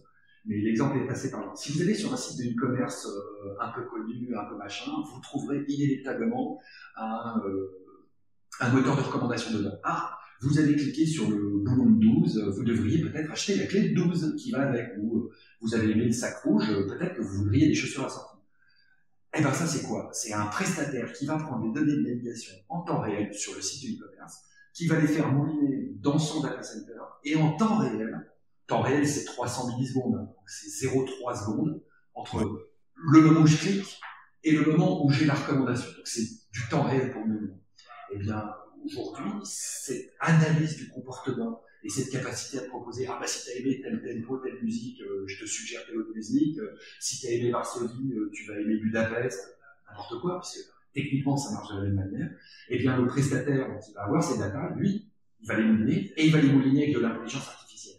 Et il va affiner au fur et à mesure la recommandation qu'il va être capable de faire au niveau individuel. C'est-à-dire que chacun aura une recommandation différente en fonction de son comportement, on clique plus ou moins vite avec sa souris, on navigue sur 32 pages avant de décider de cliquer. Tout ça est analysé, traité, enregistré, analysé, classé, et on a la bonne recommandation adaptée à ce que l'on met. Soit la pub en ligne fait exactement la même chose. Ouais, compris. Alors, peut-être sur un autre sujet, mais c'est aussi sur les tendances. On a pas mal parlé de cryptographie, ça, je vois à peu près ce que c'est. La blockchain aussi. C'est quoi ta vision, ta vision d'avocat conseil autour de la blockchain? Alors déjà, si tu peux essayer de nous expliquer ce que c'est, voilà, et les conséquences que ça peut avoir, à quoi il faut faire attention, est-ce que c'est des technos sur lesquels investir, etc., etc. Alors, déjà, il faut démystifier ce que c'est que la blockchain. La blockchain, c'est quoi? On va partir d'un truc super basique. Quand moi, client de ma banque, je vais chercher du cash au distributeur, avec ma carte bancaire, je fais mon code, c'est déjà de la cryptographie, parce que c'est un système de cryptographie, je rentre pas dans le détail. Donc, je vais avoir une transaction bancaire avec ma banque, je vais dire, voilà, c'est bien mon compte, tu m'identifies, tu m'authentifies, bref, je veux 100 euros, et la machine va me sortir 100 euros. L'enregistrement de ma carte, le montant que j'ai tapé, la date, l'heure, va être enregistré dans l'informatique de la banque. Okay? Oui. Et si l'informatique de la banque brûle, il y a un problème. On a perdu son disque dur, entre guillemets. On a perdu la transaction. On a perdu la transaction, tout l'historique, on a tout perdu. Et la problématique de la blockchain, c'est pour répondre à ça. Au lieu d'avoir un système central, un disque dur unique qui va enregistrer des conversations, des échanges, des transactions, des dates, des heures, des métadonnées, tout ce qu'on veut, on va faire des réseaux qui vont s'échanger les informations quasiment en temps réel. Et le concept est le suivant, je fais une blockchain, j'ai ce qu'on appelle des nœuds dans une blockchain, parce qu'en fait c'est des serveurs équipés avec un logiciel spécial, un logiciel de blockchain, et on va dire, moi avec mon terminal, mon téléphone, je vais dire oui j'achète. Là, le message, parce qu'en fait c'est des stockages de messages, tout ça. Que ce soit un message bancaire, je veux 100 euros, ou un message je t'aime, je te l'ai dit tel jour, telle heure, ou j'achète un truc. Tout ça, c'est des messages. Eh bien, je vais envoyer depuis mon téléphone portable un message. Ce message, il va être reçu par un nœud d'une blockchain. Le nœud, qu'est-ce qu'il fait? Il va prendre des blocs, d'où le terme de blockchain. Il va prendre des blocs et il va mettre les messages dans des blocs. Et une fois qu'il va avoir rempli son bloc, avec des procédés cryptographiques, je passe le détail, il va envoyer le bloc rempli, verrouillé, à tous les autres nœuds de la chaîne. Ce qui fait que s'il y a un nœud, donc un serveur informatique qui s'arrête, mais les autres nœuds, ils ont tous les messages. Ils ont tous les blocs. Parce que les nœuds reçoivent tous les messages de tout le monde, et puis c'est le premier qui remplit un bloc, qui verrouille son bloc, qui l'envoie aux autres. Résultat, s'il y a un nœud tombe, on a quand même l'information. Et on l'a avec la même certitude, avec la même probabilité, avec la même sécurité. Mais il n'y a pas moyen de créer son propre bloc et de le balancer dans la blockchain? Créer des transactions frauduleuses et le balancer dans une blockchain? Non, parce que... alors, ensuite, il y a l'utilisation de ces blockchains. Et en fait, il y a deux types d'utilisation. Alors, il y a tout le côté Bitcoin. Bitcoin, c'est quoi? C'est en fait, j'ai une crypto-monnaie, un token, un actif numérique. Un token. Je le mets moi dans mon portefeuille, je te l'envoie à toi, donc chez moi c'est -1, chez toi c'est +1. Et ça, cet échange de tokens, on va l'enregistrer dans une blockchain, qui va s'appeler aussi Bitcoin. Donc ça, c'est la partie crypto-monnaie, crypto-actifs, machin. Mais moi, les blockchains dont je m'occupe aujourd'hui sont des blockchains dites de traçabilité. Et je vais vous donner un exemple qui est, pour les auditeurs, je continue à le tutoyer, voilà, moi aujourd'hui, je suis un industriel et je fais, je sais pas, des bouteilles d'eau. Okay. Et bien, si je suis industriel, je voudrais être sûr que telle bouteille, elle a été remplie tel jour, telle heure, à telle source, que cette bouteille, elle est faite avec un plastique qui vient de tel endroit et de tel industriel qui m'a livré tant de palettes de bouteilles vides. Je vais les cacher, les remplir, les cacheter, les certifier tel jour, telle heure. Je vais les mettre dans des lots, dans des palettes. Ces palettes, je vais les donner à des transporteurs, blablabla. Toutes ces informations partent dans une blockchain. Et la blockchain permet de dire quoi? Si on prend par exemple, notre exemple, c'est les produits surgelés. Eh bien, moi, industriel qui fait des plats surgelés, j'aimerais être sûr que mon transporteur, il respecte la chaîne du froid. Parce que sinon, mon produit n'est plus vendant. Et qu'est-ce qu'on fait? Dans le camion frigo, on va mettre un petit capteur, un IoT, l'Internet des objets, un petit capteur qui va, toutes les minutes, envoyer un message. Eh ben, tel camion, géolocalisé à tel endroit, à telle heure, la température à l'intérieur est de -18,7. Et toutes les minutes, l'information part dans une blockchain.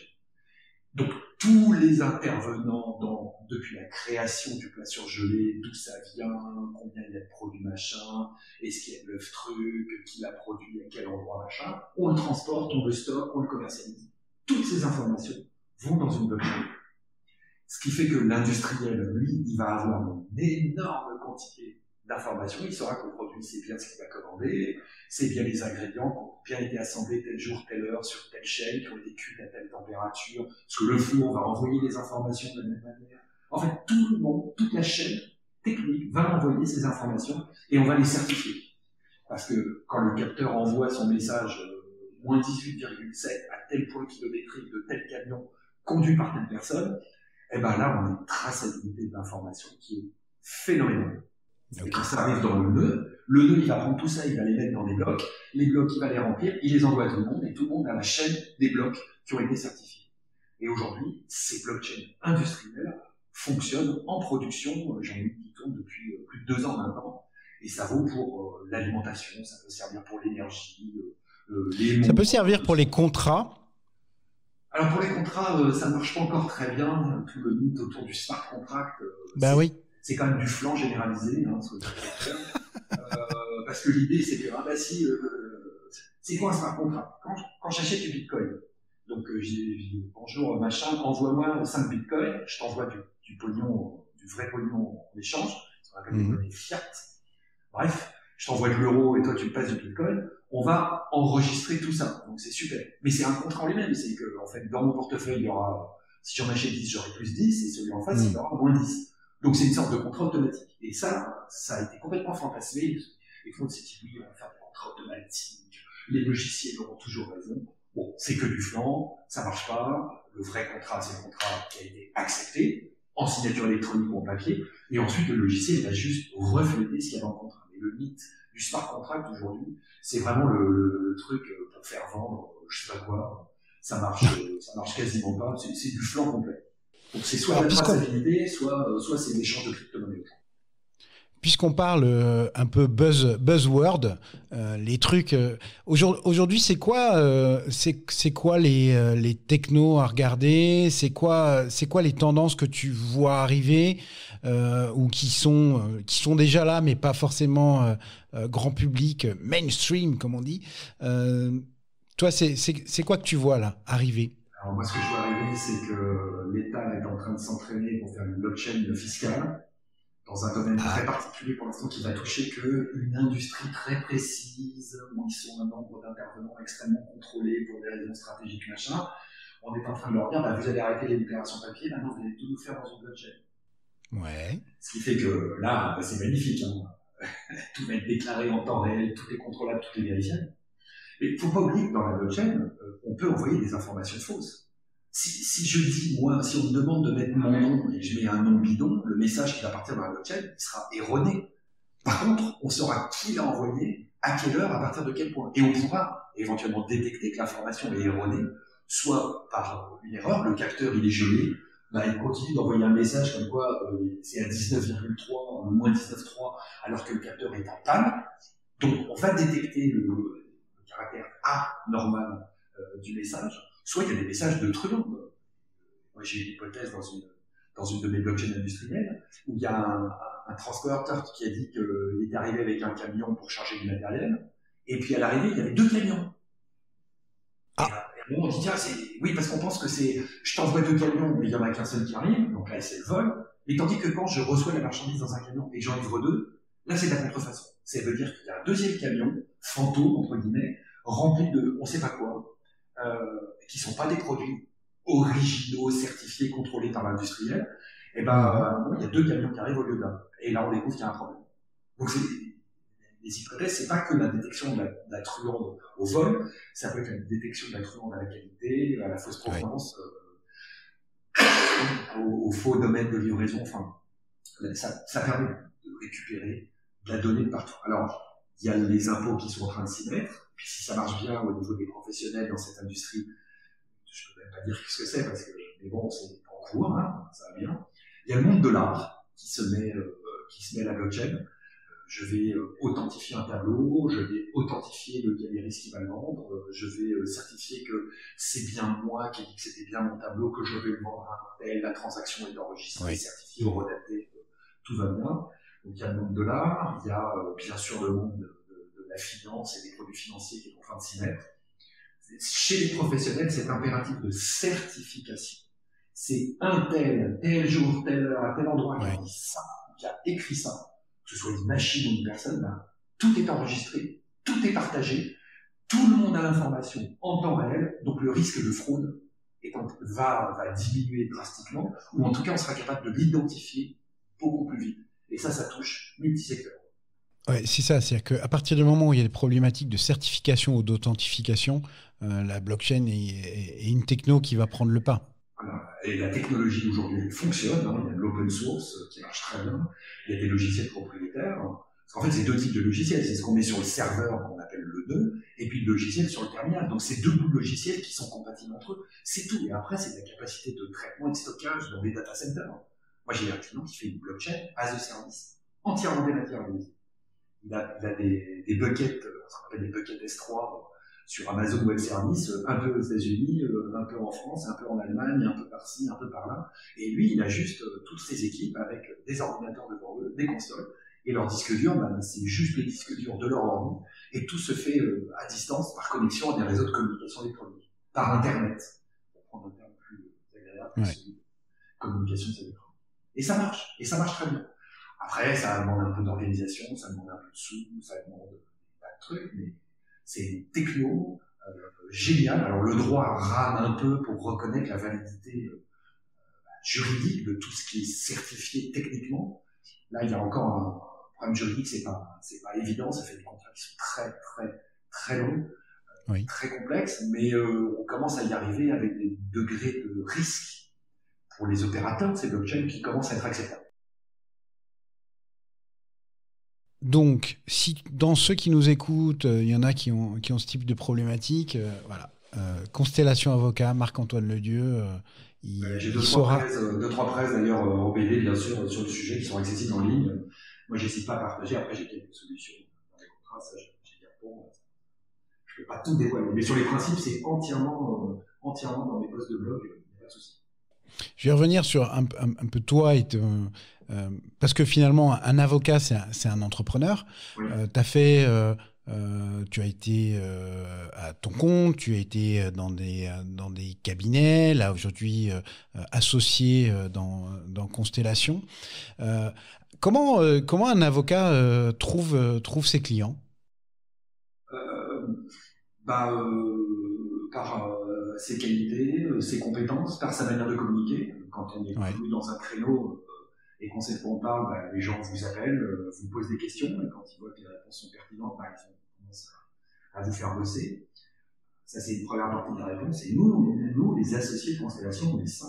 On a eu une démarche, en plus, vraiment d'entrepreneurs. On a pris des coachs pour déterminer notre positionnement, ce qu'on voulait vendre, comment vous voulez le vendre, comment se positionner, comment communiquer. On a fait un vrai travail, accompagné par des pros qu'on a payés. Un travail de stratégie. Ouais, on a fait un vrai travail de stratégie. On est en train de terminer le déroulé de la communication qui va autour. Donc on a un tout nouveau site web qui fonctionne presque bien en ce moment. On a intégré toute la partie blog justement avec les BD, mais bientôt il n'y aura pas que des BD. Là, j'ai des films qui sont prêts. Les associés vont finir par s'y mettre. Là, ils sont presque mûrs. Les premiers articles vont arriver de mes associés vers 2072. Ça y est, arrêtez de parler. Voilà, donc c'est quand même beaucoup moi qui vais communiquer, mais on a essayé de faire différemment. Nos clients sont des entrepreneurs pour la plupart, donc on a pris la même démarche qu'eux, et on le fait savoir. Et on fonctionne en mode projet, on le fait savoir. Et ben, ça plaît. Et puis techniquement, la technique juridique, on estime que d'être les meilleurs, c'est la base, mais qu'ensuite il faut le faire savoir, et il faut savoir ce qu'on veut viser comme marché. Voilà. Et nous, on vise un créneau demi-mesure ou sur-mesure. On s'est fixé ça, après réflexion, on a structuré notre site web là-dessus, notre communication pareil, on a vraiment fait une démarche d'entrepreneur capitaliste, entre guillemets, pour un service pourtant très traditionnel qui d'habitude ne génère pas ça. Je lisais dans une de tes interviews que le code civil dit servir son client en professionnel raisonnable. Oui. Qu'est-ce que ça veut dire un professionnel raisonnable? Eh ben, quand on fait du service web en ligne, un professionnel raisonnable, il fait un peu de détection de malware et il surveille un peu les publications des vulnérabilités. Et celui qui ne le fait pas, bah, c'est pas un bon professionnel. Quand on est, je sais pas moi, un professionnel, quand on est un dentiste, eh ben, quand on va voir le Covid arriver, on va s'équiper de ce qu'il faut faire quand on est raisonnable pour se protéger du Covid, protéger ses clients. Compris. Et cette notion de... Avant, on disait bon père de famille. Pour les professionnels, c'était pas très parlant. Donc maintenant, ce professionnel raisonnable, c'est si moi je suis un vrai pro et je suis un bon et je suis au top de l'état de l'art, eh ben moi je fais ça. Et nous, moi je lis tous les jours les newsletters, les articles. Moi je lis pratiquement 1 heure à 2 heures par jour pour me tenir au courant, suivre l'information. Je suis un professionnel raisonnable et je peux le prouver. Parce que c'est bien de le dire, mais c'est mieux de le prouver. Moi, je peux prouver que quand j'écris ça, c'est justifié par ça. Et aujourd'hui, pour donner un truc extrêmement concret, comme je fais des contrats très techniques quand même, dans mes contrats, je cite les articles du Code civil en lien hypertexte actif. Dans tous mes contrats business, je cite la jurisprudence. Et quand on commence à me dire « Ah oui, non, ça, on ne citera jamais cette clause-là », je dis « Vous cliquez sur le lien, vous allez lire l'arrêt, et puis quand vous aurez lu l'arrêt, vous m'expliquerez pourquoi on ne va pas l'écrire dans le contrat. » Et maintenant, j'ai accéléré mon process de négociation contractuelle grâce à cette technique. Apparemment, on n'est pas très nombreux à faire. Tout est entièrement justifié dans le contrat lui-même. Il n'y a plus qu'à cliquer dessus pour accéder à Légifrance, au code pénal, à la jurisprudence de l'Union européenne, de la Cour de cassation, du cours d'appel. Tout est en lien hypertexte, actif. Ça fait gagner du temps et je montre que je suis un professionnel diligent parce que mes contrats sont à jour des dernières jurisprudences impactantes dans ma matière. Par exemple, toute la jurisprudence CNIL. Mes contrats sont à jour. Dès que j'ai une décision CNIL qui sort, je l'épluche, je regarde ce qu'elle apporte. Et si elle apporte un truc, je vais modifier tous mes contrats en cours et éventuellement je rappelle le client en disant il faut modifier ici, il faut modifier ça pour que les contrats soient à jour de l'état de l'art et de l'état du droit. C'est ça, un professionnel diligent, un professionnel raisonnable, c'est ça. Ouais, et utilisant à bon escient aussi la technologie, c'est notre côté geek aussi sur lequel on s'est retrouvé. Je me souviens de grandes discussions autour du fait de dicter à son ordinateur les contrats, etc. Et j'avais été impressionné par justement ta capacité à produire comme ça. Enfin voilà, tu as su prendre les outils qui existaient pour gagner aussi en productivité et en pertinence. Absolument. Et pour prendre cet exemple de la dictée, moi j'écris beaucoup, soit des contrats, soit des articles, soit des posts de blog. Et il y a un moment, je dicte, puis à un moment, je suis plus efficace quand je tape. Même si je tape pas très vite, mais c'est une manière pour moi de ralentir mon volume de production et de rendre les choses plus pertinentes. Donc ça, j'alterne, mais quand je vois un nouveau truc qui arrive, j'essaye. Et quand j'arrive, que j'adopte, ça marche. Puis il y a des trucs que je suis pas très doué. Toute la technique vidéo, par exemple, c'est un truc que j'ai du mal. Donc je me suis fait accompagner par un professionnel. Là où mes blogs en bande dessinée, c'est entièrement moi qui fais tout. Et Ouais. j'ai pris une vraie technicité là-dessus, et je peux sortir parfois en 24 heures une présentation de 50 slides en BD sur un sujet qui vient de sortir parce que j'ai le savoir-faire, je sais encadrer, je sais gérer le truc. Ça demande un peu d'organisation, mais c'est marrant.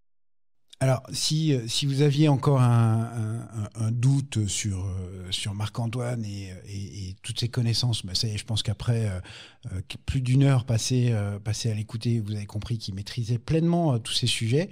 Et puis, je voulais profiter de l'occasion aussi pour dire qu'au-delà de ça, un bon avocat, c'est quelqu'un, je pense, de fondamentalement humain, contrairement à ce qu'on peut imaginer ou voir dans les séries. Parce que, je ne sais pas si tu t'en souviens, Marc-Antoine, mais moi, je me souviens d'une nuit passée à Bondoufle, à négocier... Oui. à négocier pied à pied, ligne à ligne, mot à mot, un contrat. Le dernier jour du trimestre, voilà, boîte américaine, donc on fonctionne au trimestre, et on négociait avec les mousquetaires. Et voilà, le bon pro, ou je sais pas, le professionnel raisonnable, c'est celui qui, dans ces moments de galère, est à côté de vous, se lève à 2h du matin pour être à 3h du matin chez le client pour négocier. Je crois qu'on a dû finir vers 9h ou 10h du matin, complètement rincé, avec des conf calls avec les Américains en parallèle. Enfin bon, tu te souviens de ça? Ah ouais, très bien. Très bien. Ouais, tu vois, ça fait partie des moments marquants dans ma vie. Et voilà, je me dis que, alors, d'un point de vue business, si un jour j'ai besoin d'un avocat et d'un bon, d'une part, mais surtout d'un gars qui saura comprendre ce qu'on fait et y être pleinement investi, voilà, Marc-Antoine, c'est peut-être le bon choix. Est-ce que tu disais que tu passais finalement 2 heures à 3 heures par jour à apprendre? Est-ce que tu as des mentors ou des gens qui t'inspirent?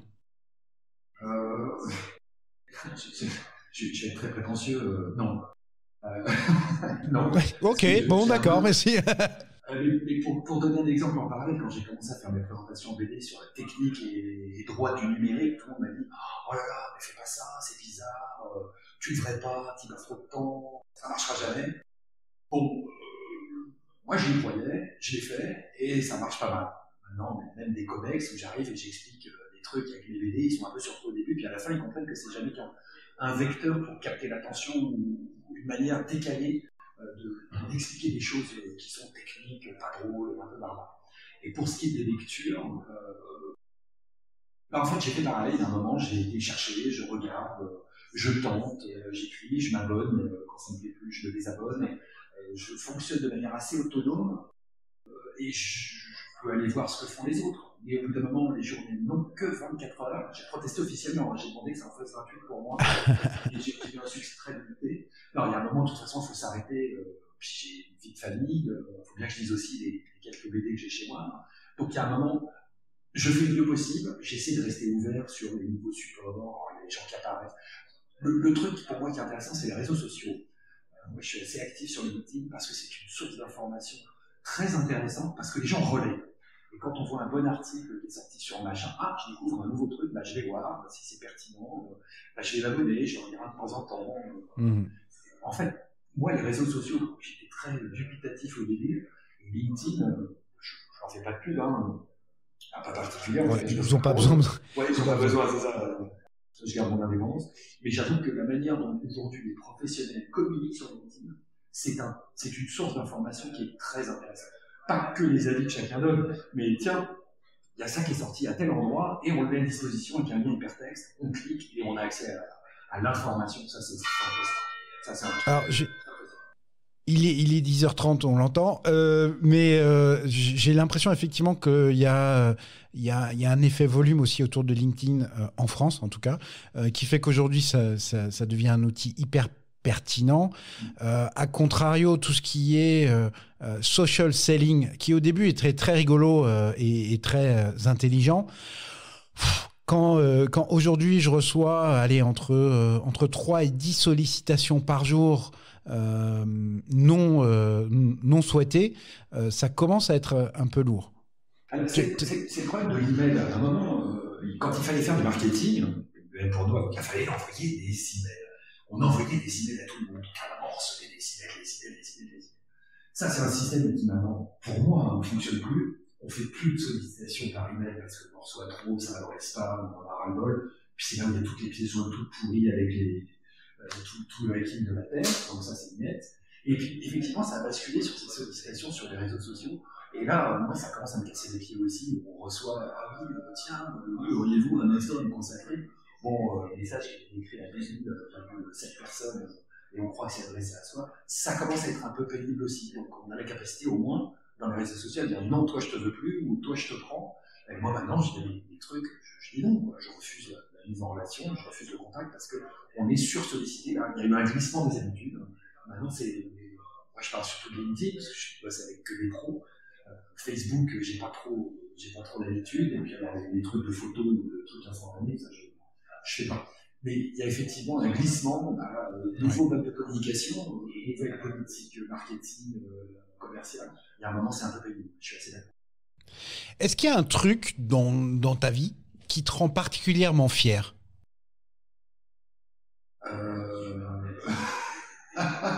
Je suis assez prétentieux comme ça pour ne pas répondre à cette question. Ok.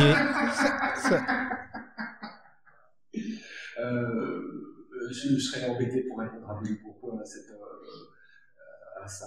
Moi, je suis assez content quand j'ai des presse en BD, ça c'est vraiment mon truc, je me suis beaucoup battu, j'ai beaucoup travaillé pour faire un outil sympa qui parle aux gens, qui leur permet d'accéder à de l'info. Ça c'est un truc dont je suis assez fier. Ouais, je comprends. J'y prends beaucoup de temps, il n'y a que moi qui fasse ça, parce que c'est compliqué d'arriver à obtenir l'accord des éditeurs de BD pour faire ça.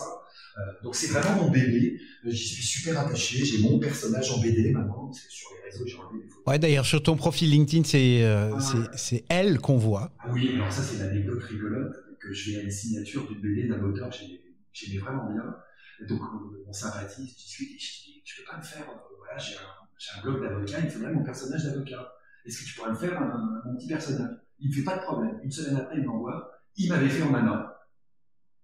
Donc, j'ai jamais su, mais ça m'a fait rigoler. Je me suis dit, tiens, tant qu'à faire décaler, Marc-Antoine, ça va devenir, c'est une fille avec ses couettes qui explique le droit, de temps en temps fait un peu d'humour, et ça continue à me faire rigoler.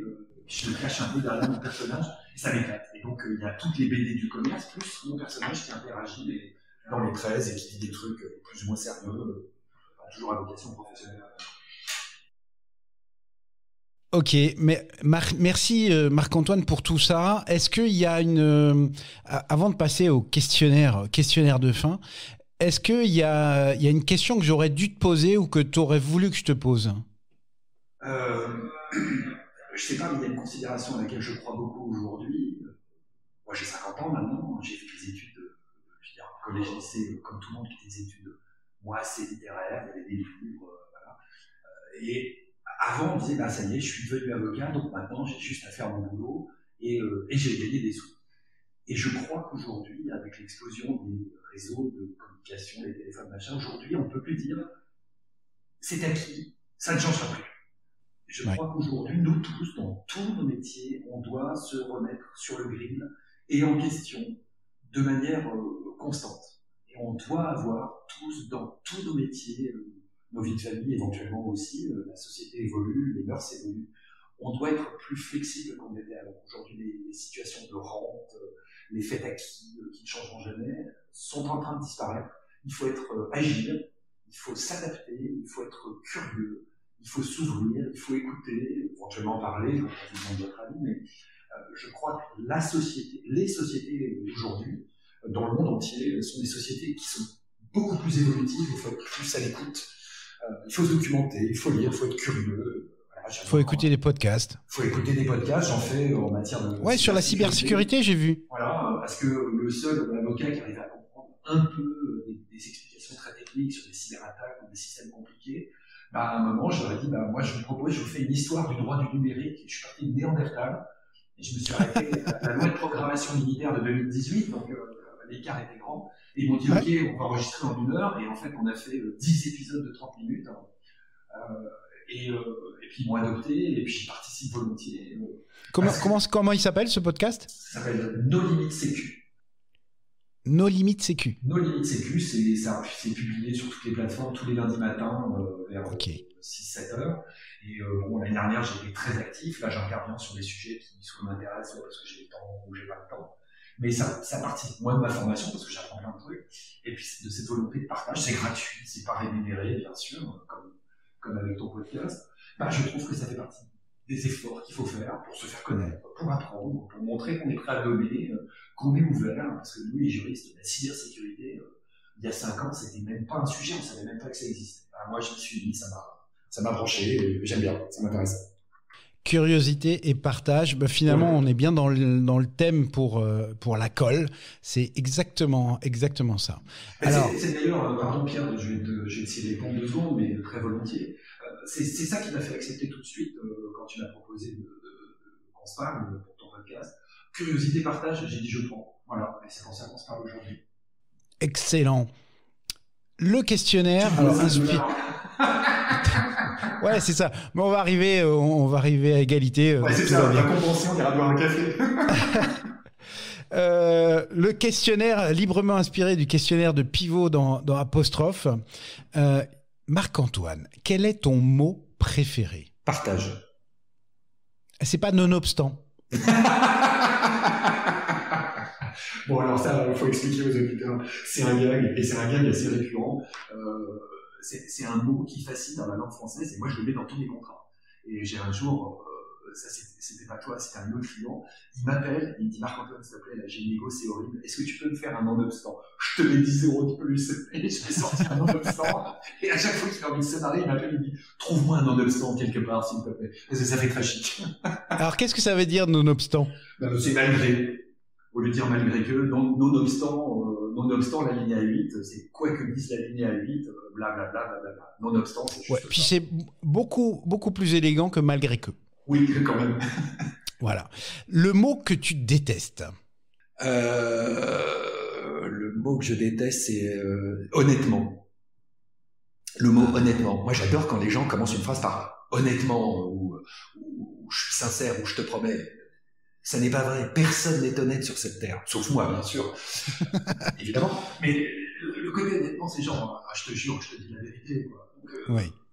Honnêtement, c'est pas vrai. On a des biais, on est orienté, on peut être sincère, mais on n'est jamais honnête. On peut être sincère, mais on n'est jamais honnête. Alors, quand j'entends une phrase qui commence par non, mais honnêtement, je vous dis que là, je fais tout de suite, dire honnêtement à un avocat, c'est un gros mot, là. S'il vous plaît, on arrête, on va refaire la phrase. Ça fait marrer tout le monde, et en même temps, ça pose un peu le débat. C'est honnêtement, non, c'est des conneries, quoi.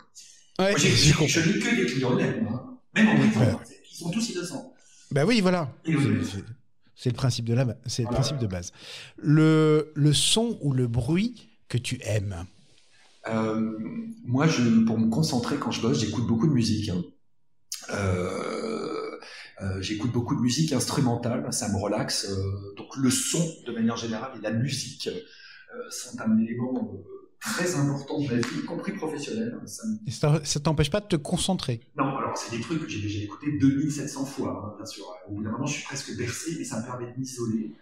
Comme quand on se parle avec un casque et un micro, je mets mon casque, je crée une bulle, et ça me permet de me concentrer pour faire des trucs un peu techniques qui demandent de s'inscrire dans le temps avec tout un raisonnement. Voilà, moi je m'isole avec la musique, et ça peut être du Mozart, ça peut être des bandes originales de films. Moi j'ai une grosse appétence pour la musique techno qui vient de Suède, du Danemark et de Norvège. Des groupes assez étonnants. Voilà, moi, c'est improbable, ça. Ah ouais, complètement improbable. Moi je suis très sensible aux voix de femmes, et là j'ai toute une série de groupes qui s'appelle Roixeup. Il faudra que tu m'envoies les liens, je les mettrai. C'est assez marrant, c'est vraiment ça, c'est un univers qui me parle complètement. J'ai de la techno assez soft, mais pour un peu qu'il y a en plus une voix de femme, je suis à la flûte enchantée, quand les filles se mettent à chanter, je suis pas un professionnel de l'opéra, mais voilà, de temps en temps, ces voix de femmes qui montent comme ça. Je suis un grand fan des Cocteau Twins, qui est un groupe qui a disparu aujourd'hui, j'ai été voir en concert dans mes jeunes années, que je continue à écouter, je connais tellement par cœur. Je m'isole et... Ah oui, mais tu vois, ça te rend profondément humain, tout ça. Si ça pouvait être vrai. Le son ou le bruit que tu détestes?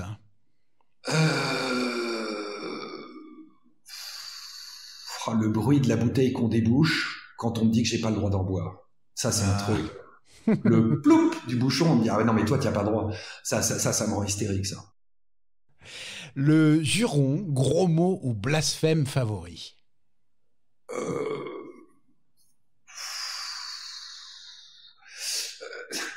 Ça, c'est compliqué parce qu'en fait, quand on est avocat, il faut maîtriser un peu l'art oratoire. Je ne plaide plus depuis longtemps, mais je fais beaucoup de négo, je parle beaucoup.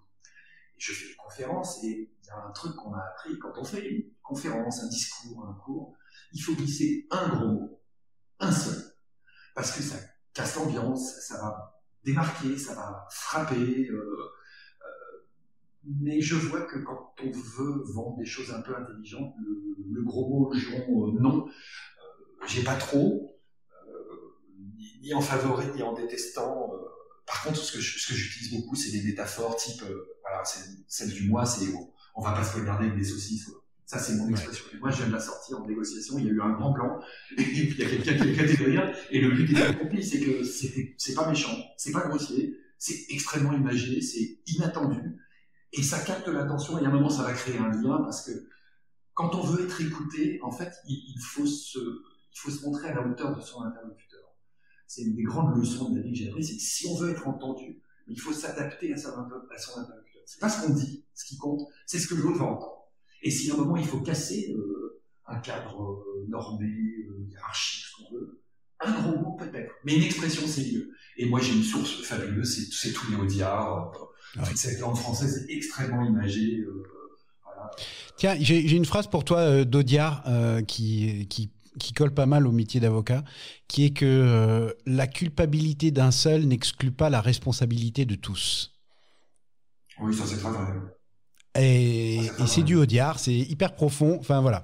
Et donc la question suivante, c'était la citation que tu aurais aimé prononcer, mais finalement voilà, on va pas se poignarder avec des saucisses. Alors j'ai mieux que ça. J'ai mieux que ça parce que là c'est un truc que j'avais en avant-première. Ça fait des années que je le fais. J'ai inventé une citation de Napoléon Bonaparte que je glisse régulièrement dans mes cours, dans mes articles. Tu l'as inventé? Je l'ai inventé, non, je vais vous la donner, hein, et je l'ai retrouvé dans des articles de certains de mes confrères, machin. Et je vois la citation que j'ai inventée. La phrase est la suivante. Donc Napoléon, je cite Napoléon souvent, enfin, j'ai fait il y a quelques années, je le fais un peu moins. La nature est un grand vide qu'il convient de bien remplir. Napoléon Bonaparte. Putain, ça marche à tous les coups.